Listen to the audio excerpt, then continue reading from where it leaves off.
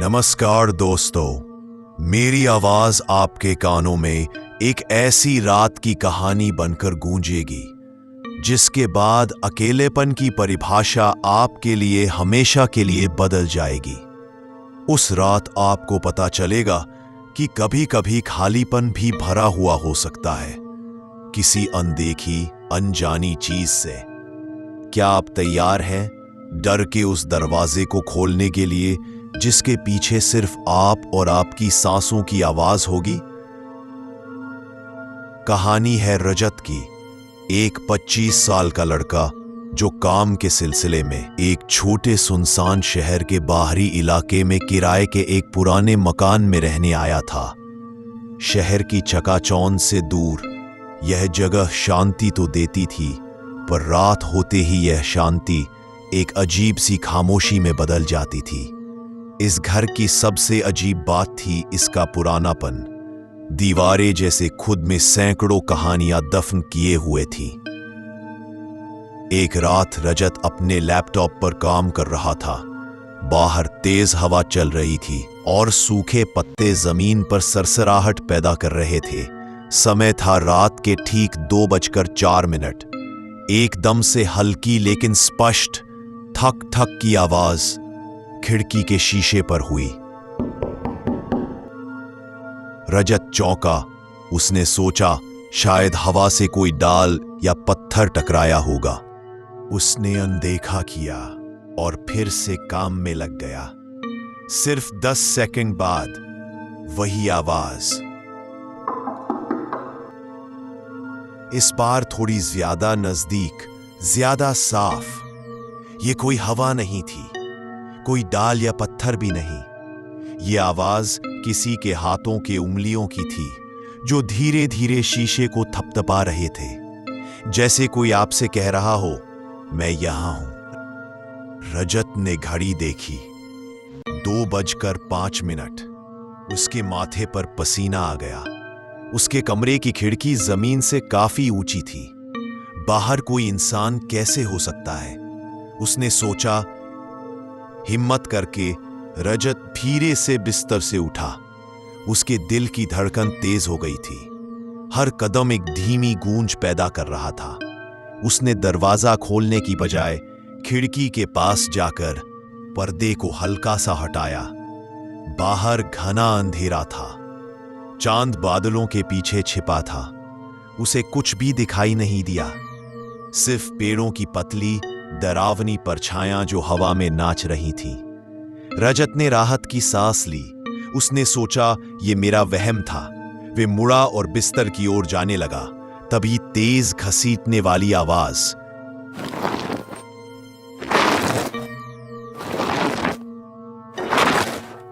जैसे कोई नाखून शीशे पर रगड़ रहा हो। रजत जैसे अपनी जगह पर जम गया। यह आवाज इतनी अमानवीय थी कि उसका गला सूख गया। यह इंसानी आवाज नहीं थी। ऐसा लगा जैसे कोई शिकारी अपने शिकार को देख रहा हो। उसने डर के मारे फिर से पीछे मुड़कर खिड़की की तरफ देखा।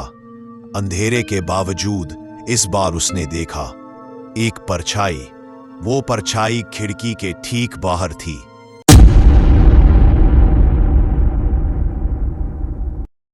बहुत लंबी और बहुत पतली।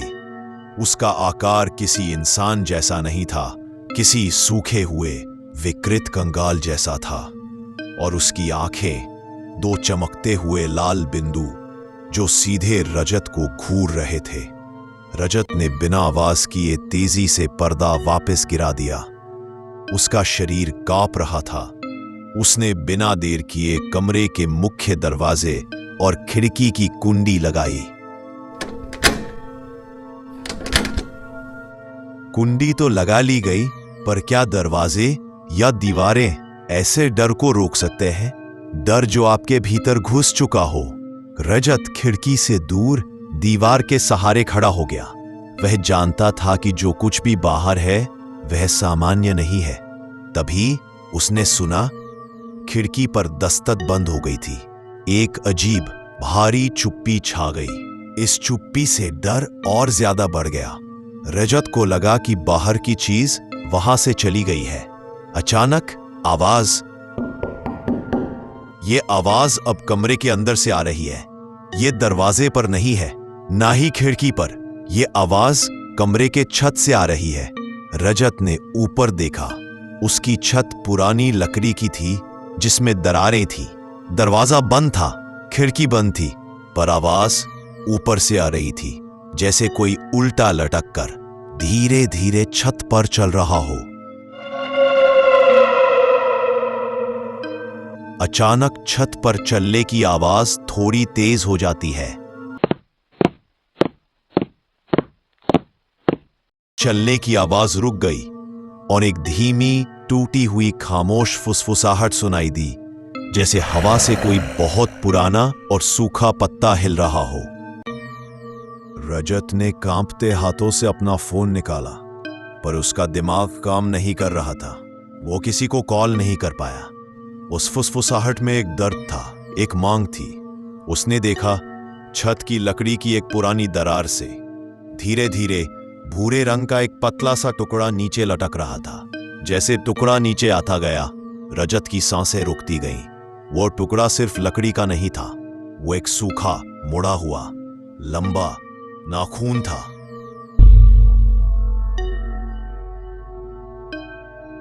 वो नाखून उस फुसफुसाहट वाली चीज का था जो अब छत के उस दरार से रजत के कमरे के अंदर आने की कोशिश कर रही थी। रजत की सिर्फ एक ही प्रतिक्रिया थी, छिपना। वो तेजी से भागा और अपने बिस्तर के नीचे घुस गया। उसका दिल जोर जोर से धड़क रहा था। बिस्तर के नीचे का अंधेरा दुनिया का सबसे सुरक्षित कोना होता है, पर उस रात वो सबसे खतरनाक जगह बन गई थी। रजत ने सुना थप की आवाज अब फर्श पर आई। वह छत से नीचे उतर चुका था। उस भयानक चीज के घिसटने और खींचे जाने की आवाज फर्श पर आने लगी। वह धीरे धीरे रजत के बिस्तर की ओर बढ़ रही थी। रजत ने अपनी आंखें कसकर बंद कर ली। वह सांस लेना भी भूल गया था। और फिर आवाज रुकी। वह भयानक चीज ठीक बिस्तर के किनारे आकर खड़ी हो गई थी।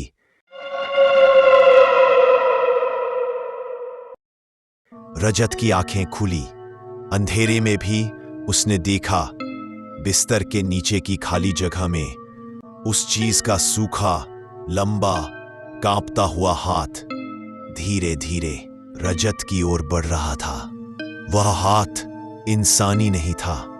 उसकी नसें एक जाले की तरह थी और उसके नाखून, वही जो छत से नीचे टपका था, अब रजत के पैर को छूने वाला था। रजत को लगा जैसे उसके अंदर की सारी हवा निकल गई हो। वह हिल नहीं सकता था, वह चीख नहीं सकता था। उस हाथ के नाखून ने रजत के टखने को हल्का सा छुआ और बस उसी पल सुबह मंदिर के घंटे और मंत्रों की आवाज कहीं दूर से आई।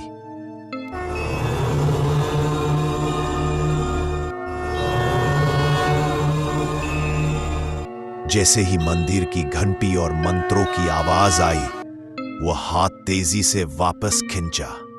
घिसटने की आवाजें वापस छत की ओर गई। रजत वहीं पड़ा रहा। सूरज की पहली किरणें जब कमरे में आई तो उसने हिम्मत करके बाहर निकलने की कोशिश की। वह बिस्तर से निकला, चारों ओर देखा, सब कुछ सामान्य था, बस एक चीज को छोड़कर।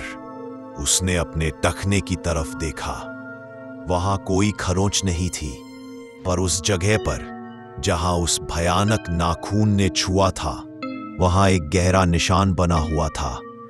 यह निशान किसी नाखून का नहीं था, यह अकेला मत रहना शब्दों का निशान था।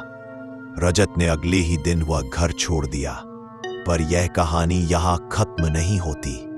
जब वह उस शहर से अपनी कार में वापस जा रहा था, उसने पीछे मुड़कर उस पुराने मकान को देखा और उसने देखा उसी खिड़की के पास एक और परछाई खड़ी थी। लेकिन यह परछाई पिछली रात वाली परछाई नहीं थी। यह परछाई बिल्कुल रजत जैसी दिख रही थी। और वो परछाई रजत की तरफ देखकर हल्का सा मुस्कुराई। दोस्तों, क्या पता रात को जब आप अकेले होते हैं तो वह डरावनी चीज सिर्फ आपकी तन्हाई लेने नहीं आती, बल्कि आपकी जगह लेने आती है। और अब जब आप यह कहानी सुन रहे हैं और आपके कमरे में सिर्फ आप हैं, क्या आपको अपनी खिड़की पर हल्की सी दस्तक सुनाई दी?